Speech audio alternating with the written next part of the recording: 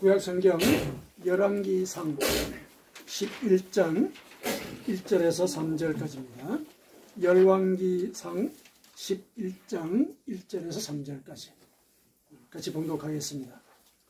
솔로몬 왕이 바로의 딸 외에 이방의 많은 여인을 사랑하였으니 곧 모압과 암몬과 에돔과 시돈과 헷 여인이라.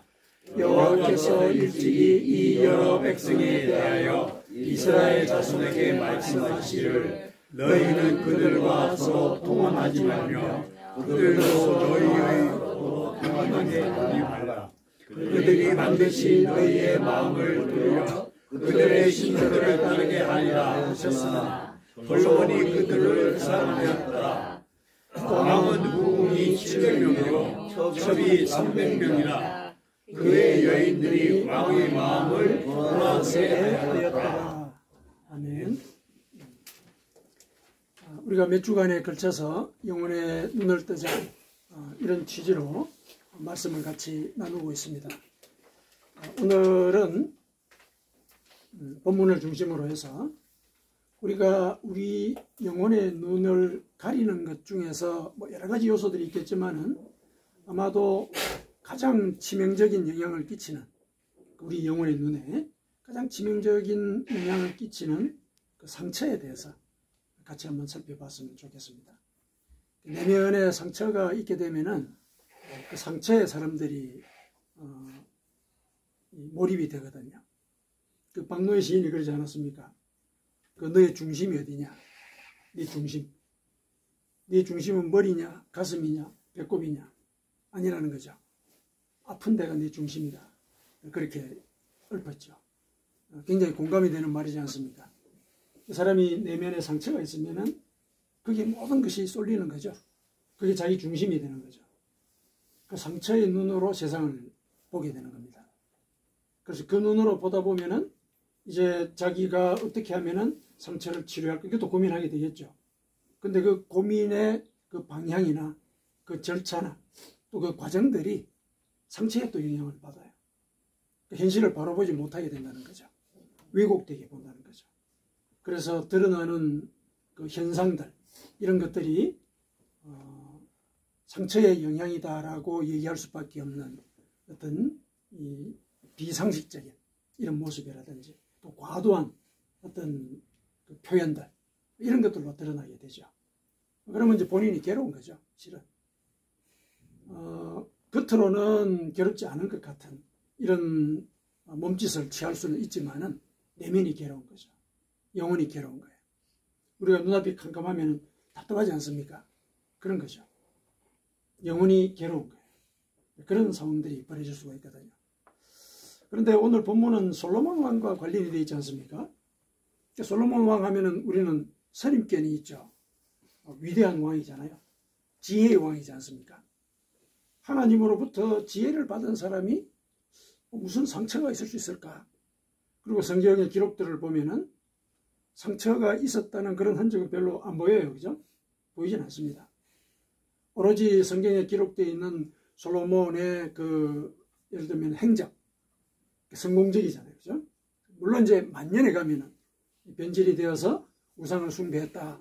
이런 이제 얘기들이 나오긴 하지만은 그 말년에 그런 모습 이전에는 굉장히 성공적인 삶을 산 것으로 이렇게 기록이 되어 있습니다. 그의 업적을 따지면은 상당히 참 이게 한 사람이 할 수 있는 일일까? 이런 생각이 들 정도죠. 일단은 제일 큰 눈에 띄는 업적이 성전을 건축한 거잖아요. 아버지가 준비했던 모든 이 제목들을 그리고 자료들을 다 재산들을 이용을 해서 7년에 걸쳐서 성전을 짓습니다. 7년에 걸쳐서 지었으니까 얼마나 꼼꼼하게 지었겠어요. 아버지가 또 그 재료들을 얼마나 고급 재료들만 모아놨어요. 그런 것들을 이용해서 아주 멋있게 지었습니다. 그리고 왕궁을 13년에 걸쳐서 또 지었어요. 왕궁을 지었거든요.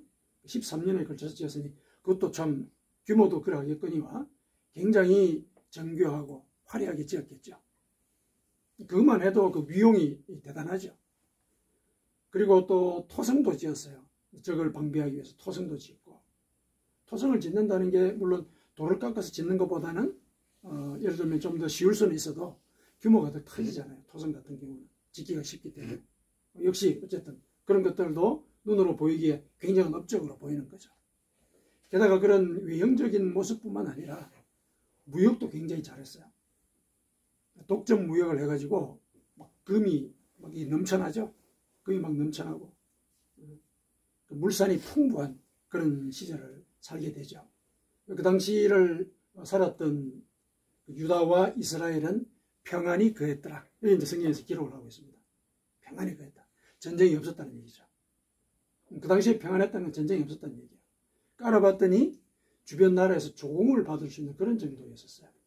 나라도 굉장히 부강하고 이스라엘 역사상 솔로몬이 이렇게 다스렸던 그 영토만큼 넓은 영토가 없었다.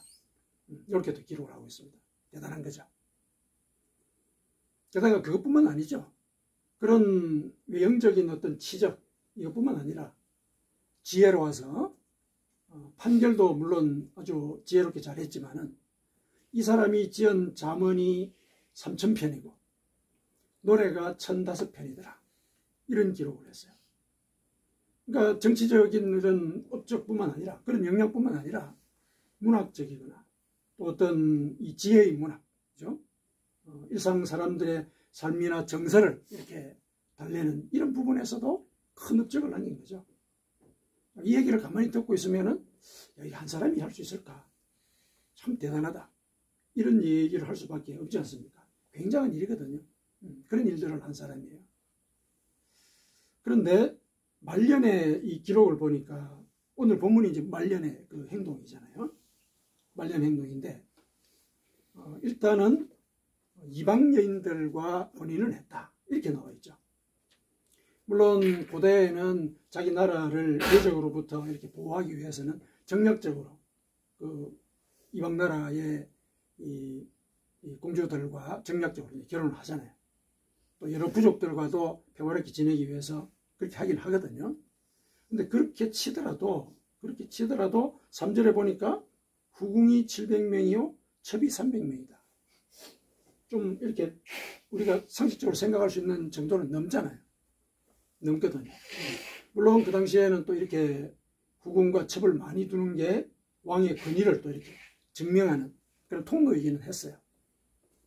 그렇다 하더라도 이건 좀 우리가 상상하기에 좀 과하죠. 과하단 말이에요.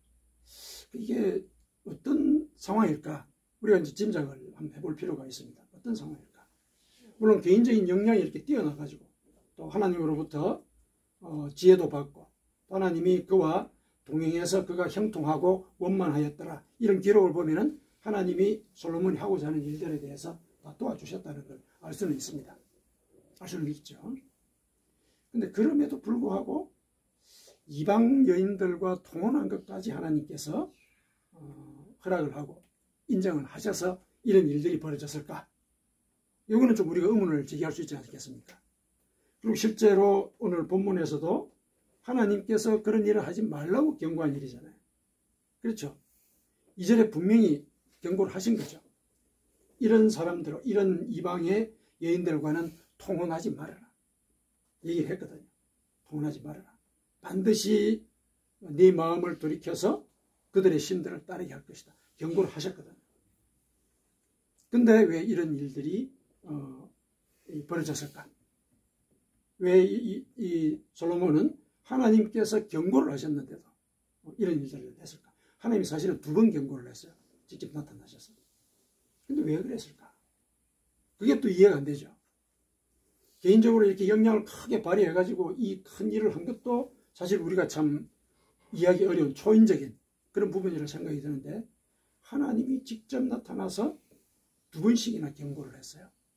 그런데도 이런 그 통혼에 이방민족과 통혼한 이런 일을 했단 말이죠. 이게 왜 그럴까? 뭔가 이유가 있을 거라는 생각을 할 수 있는 거잖아요. 뭔가 이유. 그거를 이제 우리는 상처의 입장에서 한번 보자는 얘기죠. 상처의 입장에서. 실은 하나님께서 나타나서 경고를 했는데도 움직이지 않았다는 얘기는 영혼의 눈이 멀었다는 얘기죠. 그렇지 않습니까? 영혼의 귀가 닫혔다는 얘기예요. 분명히 하나님께서 나타나셔서 솔로몬에게 경고했다 이렇게 되어 있거든요. 그런데도 하나님께서 하지 말라는 일을 했단 말이죠. 영혼의 눈이 닫혔다는 얘기죠. 영혼의 눈을 닫게 하는 것은 상처예요. 우리 인간에게 있어서 뭐 두려움, 공포 이런 것도 있어졌지만은 상처가 제일 크게 영향을 끼칩니다. 눈에 띄지 않게 영향을 끼치거든요. 그게 더 무서운 거잖아요. 두려움은 예를 들면은 눈에 보이는 어떤 실체가 있을 수 있잖아요. 일이 벌어지고 이런 일이 있을 수 있단 말이죠. 미래에 대한 막연한 불안감도 미래가 다가오면서 미래가 다가온다는 그 사실 자체가 실은 실체잖아요. 두려움의 실체란 말이죠. 근데 이 상처는 자기가 어릴 때 무의식적인 상태에서 받은 것이기 때문에 의식을 못할 수가 있어요. 그게 더 무서운 거예요. 그러면 이제 우리가 고민을 해보죠. 솔로몬은 무슨 상처를 받았을까? 이거 한번 생각해 보십시다. 솔로몬이 어떤 상처를 받아서 이렇게 하나님의 말씀으로 그분의 말씀으로 받아들이지 못하는 이런 결정을 하고 행동을 했을까? 우리가 이제 이 솔로몬의 어린 시절에 대한 정보가 사실은 없지 않습니까? 없는데 가만히 생각을 해보면은 솔로몬이 상처를 받을 수 있는 사건이 하나 있죠. 아버지와 자기 어머니와의 관계죠. 아버지와 자기 어머니의 관계. 어머니가 정식으로 예를 들어서 다윗 왕과 이제 결혼을 해서 왕비가 되기는 했지만은 왕비가 되는 그 과정에 실은 섬뜩한 일들, 끔찍한 일들이 있었죠. 솔로몬이 어린 시절에 그 소문을 듣지 않았겠습니까? 들었겠죠. 그렇죠. 분명히 들었을 겁니다. 물론 어머니의 잘못이라는 그런 증거는 없어요. 하지만은 결과가 그렇게 드러났죠. 결과가. 남편을 죽였잖아요. 결국은. 그렇죠? 남편을 죽이고. 그러면은 이 여인이 가지고 있는 이 사랑이라는 게 뭘까? 아마 이런 고민을 했을 수 있을 것 같아요. 그의 잠언을 보면은 이 여인들과의 관계라든지 아가서도 그렇지 않습니까? 여인들과의 관계 이런 것들에 대해서 이상을 갖고 있거든요. 그 이상을 갖고 있는 것이 혹시 이런 상처의 반향이 아닌가? 그 상처를 씻어버리기 위한 자기 나름의 노력 가운데 그런 이상적인 것들을 꾸밀 것은 아니었을까? 이렇게 이제 짐작을 해볼 수 있는 것이죠. 상처가 밑에서 작용을 했다고 보는 거죠. 그래서 이 여인의 이 사랑과 또 어쩌면 배신이잖아요. 그죠? 배신이란 말이죠. 이런 것들에 대해서 마음속 깊은 곳에 아마 상처가 있지 않았을까? 이렇게 생각을 해봅니다. 또 그렇게 생각을 해볼 수 있는 근거는 오늘 솔로몬 왕이 결혼한 이방 여인 중에 헷 족속이 있었어요. 그렇죠? 헷 족속은 어떤 족속이냐면은 우리아 출신 족속이에요. 우리아의 출신 족속이거든요. 자기 어머니의 전 남편의 족속이란 말이죠. 아니 그 조금 너무 박약한 근거를 가지고 너무 이렇게 상처를 이렇게 논리적으로 설명을 하려고 그런다 이렇게 생각할 수 있지만은 상처라고 하는 것은 아주 사소한 비상식적 정도로 사소한 그런 요인들도 기억을 촉발하거든요. 기억을 촉발해요. 그리고 그런 이 촉발할 수 있는 요소뿐만 아니라 어린 시절에 분명히 어머니에 대한 소문을 듣고 컸을 것이다. 그리고 왕자들 사이에서 솔로몬의 위상이 그렇게 높지가 않았어요. 그렇죠. 왕위를 계승하는 그 과정에서 국가적으로 해프닝이 있었잖아요. 그죠? 장남은 죽었고 이제 둘째 아들이 나와서 자기가 왕이라고 이렇게 선포를 하고 그 와중에서 나단 선지자하고 또 어머니하고 같이 또 얘기를 해가지고 일을 또 뒤집기는 했지만은 이 상황 자체는 뭐냐면은 다윗이 솔로몬을 예를 들면은 총애한다 하더라도 인정을 안 하는 거예요. 왕자들이 인정을 안 하는 거죠. 그러니까 그런 일이 벌어지는 것이죠. 그러니까 인정받지 못하는 형제들 사이의 알력 같은 거 있죠. 이런 것들 때문에 어린 시절은 좀 상처를 받으면서 지냈을 가능성이 있다는 거죠. 그러니까 이런 것들이 예를 들면은 자기가 영적으로 예를 들어서 조금 둔감해졌을 때, 영적으로 둔감해졌다는 얘기는 이 국가가 모든 것들이 안정이 되고, 그렇죠? 국가가 굉장히 안정이 되고 자기가 원하는 대로 모든 것들이 되었단 말이죠. 솔로몬이 그렇게 얘기를 해요. 전도서에 보면은 나는 내가 꿈꾸던 것, 내가 말하는 것, 이거 금하지 않았다. 내가 다 즐겼다. 이렇게 얘기해요. 제가 하고 싶은 거 다 했어요. 그러니까 그 와중에 영혼의 눈이 서서히 흐려지겠죠. 흐려집니다. 아무래도 육신이 편하고 그러니까, 그죠? 그 와중에 상처가 이제 드러나는 거죠. 그전에는 하나님 직접 나타나서 말씀을 하시고, 지혜도 주시고, 그리고 막 1000번이나 번제도 막 드리고, 이러니까 영혼에 예를 들어서 경각하는 이런 측면들이 있었단 말이죠. 근데 후반에 갈수록 그런 영적인 각성의 교회들이 줄어들죠. 없습니다. 그러다 보니까 이게 영혼의 눈이 흐려지게 되고, 그 흐려지는 가운데서 하나님께서 분명히 하지 말라고 한 일들을 하는 거예요. 그럼 이게 뭐냐? 특히 여인과 관련되어서 하나님이 하지 말라고 얘기했던 이 부분에 대해서는 하나님도 솔로몬의 그 마음속 깊은 곳에 상처를 알고 계시는 거거든요. 물론 율법에서 먼저 경고는 하긴 했지만은, 특히 이 여인들과의 관계, 이거는 솔로몬에 있어서는 아주 마음속 깊은 곳에 자리 잡은 그런 상처였을 수가 있겠다. 이렇게 이제 보는 거죠. 솔로몬도 결국 한 인간이었기 때문에 영혼의 눈이 흐려졌을 때는 그 상처의 지배를 받는 거예요. 그래서 아마 이방 여인들, 그리고 그 많은 여인들을 자기의 예를 들면은 후궁이나 첩으로 삼은 것, 일종의 여인을 지배하는 거죠. 지배하는 거예요. 어머니의 그 배신, 이런 것들에 대한 상처의 기억들, 그것으로 인해서 어린 시절 힘들게 살았던 그런 기억들, 이런 것들의 어떤 반발인 거죠. 그런 것들이 이제 이렇게 드러났고, 하나님이 금하는 이런 우상숭배의 일까지 벌이게 되었다. 이렇게 이제 볼 수 있는 것이죠. 솔로몬의 예를 들어서 우리가 그렇게 얘기를 하지만은, 우리를 이제 돌아가 보자는 거죠. 우리가 예를 들어서 우리 상황 속에서 뭐 열심히 살고, 우리에게 주어진 그런 조건들을 위해서 이제 건강하게 살아가려고 노력을 하지 않습니까? 그게 이제 표면일 수 있는 거죠. 우리의 삶의 표면. 내 내면에 혹시 우리가 솔로몬의 경우에서처럼 알지 못하는 어떤 무의식적인 그런 상처, 이런 것들이 혹시 있지 않을까? 그런 상처 때문에 혹시 나는 뭔가 나와는 다른 모습으로 꾸미려 하는 이런 시도를 하고 있는 건 아닐까? 이런 걸 우리가 한번 생각해 볼 필요가 있는 거죠. 상처를 직면한다는 것은 굉장히 어려운 일이죠. 쉬운 일 아닙니다. 그리고 그 상처가 뭔지 몰라요, 사실은. 처음에는. 그럼 어떻게 상처를 직면하느냐? 자기에 대한 성찰이 필요한 거죠. 내가 괴로워하는 게 뭘까? 평상시에. 나는 왜, 예를 들어서 하나님의 말씀 가운데 이 말씀은 잘 지키지 않는 것일까? 이런 것들이 있단 말이죠. 왜 지키지 않는가? 그런 문제를 먼저 내가 성찰을 해야 됩니다. 그리고 성령님께 간구하는 거죠. 내가 뭐 때문에 그런지, 내가 왜 그런지, 어떤 상처가 나로 하여금 내가 있는 그대로의 그 모습을 살아가지 못하게 만드는 것인지 기도해야 되는 것이죠. 그 기도의 과정들, 그게 우리에게 필요한 것이죠. 그러나 기본적으로 이 상처를 하나님과 대면해서 내가 처리해 나가는 그 과정이 힘들어요. 말처럼 쉽지가 않습니다. 해결의 방안으로서 여러 학자들이나 또 영성가들이 그 길을 제시하긴 했지만은, 실제로 내가 그걸 내 삶 속에 적용을 한다는 것, 그게 쉬운 일이 아니에요. 쉽지가 않습니다. 그러면 어떻게 상처를 직면하고 어떻게 얘기하느냐? 그냥 기도하고 있으면 되느냐?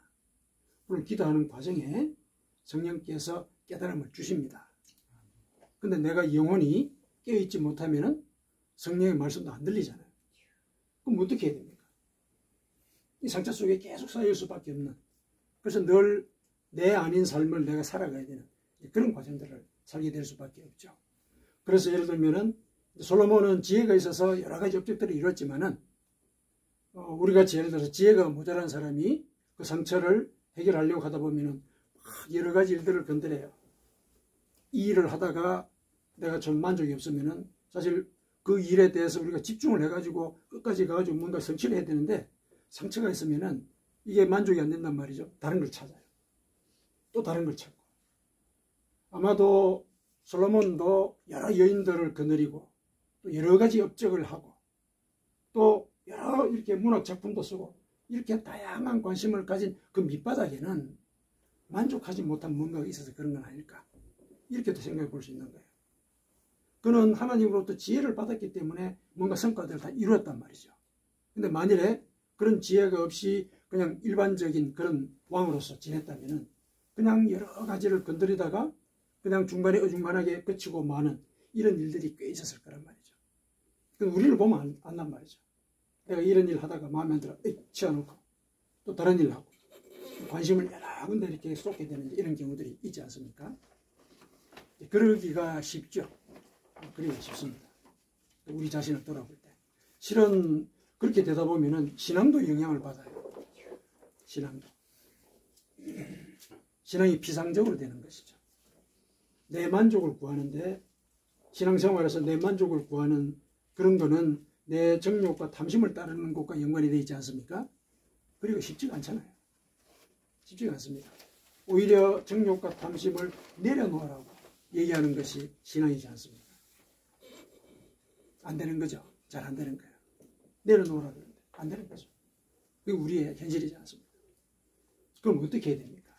어떻게 해야 이 상처를 직면하고 이 상처에 대해서 하나님으로부터 지혜를 얻을 수 있을까? 치료의 지혜를 얻을 수 있을까? 그거는 예수님께서 보여주신 겁니다. 그 길이 뭐냐면은 예수님의 십자가의 그 사건은 우리의 구원을 위해서 하나님이 인간의 몸을 입고 이 땅에 오셔서 이루신 그 구원의 역사이긴 하지만은 상처의 차원에서 보면은 그게 해답이 있는 거예요. 그 상처, 그거를 하나님 앞에서 죽이라는 얘기예요. 비상적이죠. 추상적으로 들리죠.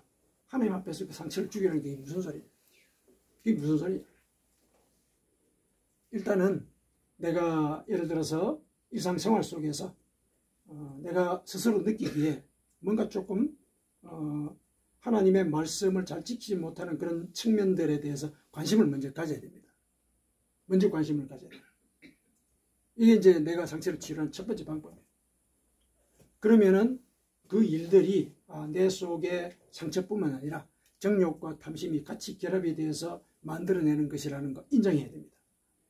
인정해야 돼요. 그 과정이 굉장히 힘든 거죠. 그게 나를 죽이는 거죠. 그게 십자가에 나를 박는 거죠. 그렇게 해야 상처를 치료할 수 있는 첫걸음을 떼는 겁니다. 그 길이 필요한 것이죠. 그래서 하나님의 말씀을 묵상하는 이유가 그거예요. 하나님의 말씀에서 비춰서 볼 때 내가 어떤 존재인지 그거 찾아보는 얘기죠. 내가 어떤 존재인지. 물론 그렇다고 해가지고 죄의식을 갖고 나를 깨뜨려 부숴야 이런 차원의 문제는 아니에요. 상처는 죄의식의 문제가 아니에요. 이거는 죄 너머에 보다 더 본질적인 문제, 인간 존재 자체의 문제예요. 상처 때문에 죄를 짓게 되니까. 그렇잖아요. 상처 때문에 죄를 짓는 거거든요. 그렇다면 이 상처의 문제는 보다 더 나 자신을 치료하고자 하는 그런 마음으로 시작을 해야 돼요. 그래서 죄책감을 먼저 가질 것이 아니라 이 부분에 있어서 내가 상처를 갖고 있었네. 이거 확인하라는 거예요. 그거 확인하라는 거죠. 그렇게 해서 내가 이 상처를 치료하고 난 뒤의 모습을 목표로 삼고 하나님 저를 그렇게 변화시켜 주십시오. 저 목표는 이러합니다. 나보다도 나를 더 잘 아시는 하나님께서 그 길을 열려주시고 저 목표도 당신의 뜻에 맞도록 수정해 주십시오. 이런 기도를 하게 되는 것이죠. 그 과정에 나를 죽여야 되는 거예요. 나를 죽이는 거예요. 그게 십자가에 나를 못 박는 거죠.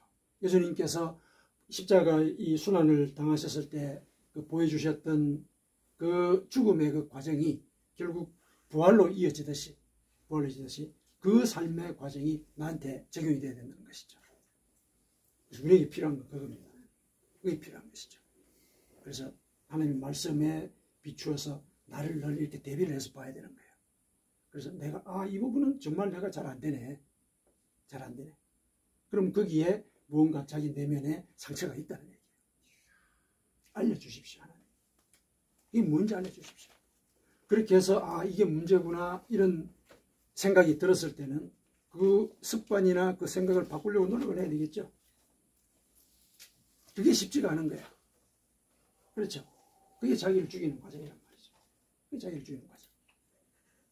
그래서 예수님께서 십자가에서 돌아가신 그 과정은 사실은 구원의 사역이기도 하거니와 하나님께서 이 땅을 창조하신 창조의 뜻이기도 해요.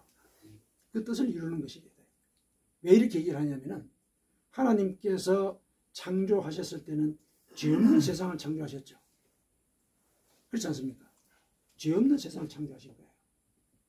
근데 죄를 짓고 난 뒤에 인간들은 죄 때문에 또 상처를 받게 되고 그 상처가 또 죄를 짓게 만들고 이런 이제 악순환을 겪게 되지 않았습니까?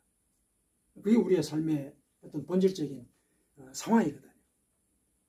그게 본질적인 상황이에요. 그랬을 때 우리가 죄와 상처를 끊어내는 그 노력, 그게 바로 하나님의 창조의 그 뜻에 동참하는 일인 거죠. 하나님의 창조의 뜻에 동참하는 일이 그거란 얘기예요. 그래서 우리가 늘 해야 될 일이 그런 일이죠. 그래서 우리가 성경을 늘 읽자 이렇게 얘기를 하는 거죠. 왜냐하면 그 말씀이 내 속에 들어오게 되면은 나는 내 관절과 골수가 쪼개지는 경험을 하게 되는 거죠. 육신의 습관이 바뀐다는 얘기예요. 그리고 혼과 영도 변화되고 그거를 하나님이 판단하시는 그런 경험을 우리가 갖게 돼요. 아멘. 내 존재가 바뀐다는 얘기죠. 그래서 이 바뀌는 그 존재를 내가 그릴 수가 있을 때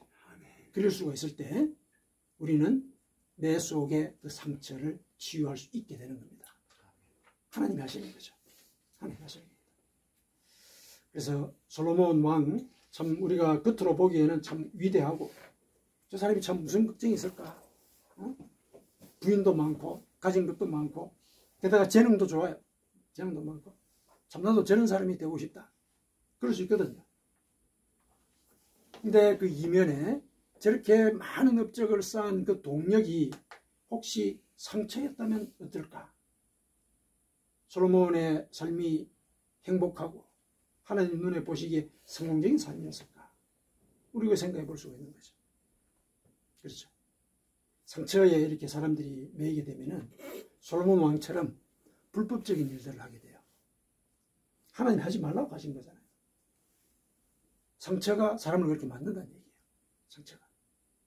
그리고 우리가 솔로몬을 보면 참 지혜로운 왕이었기 때문에 선정을 베풀었을 것이다 이렇게 생각하는데, 그러나 고대에서 선정이라고 하는 것은 오늘날의 선정의 개념하고는 다르죠.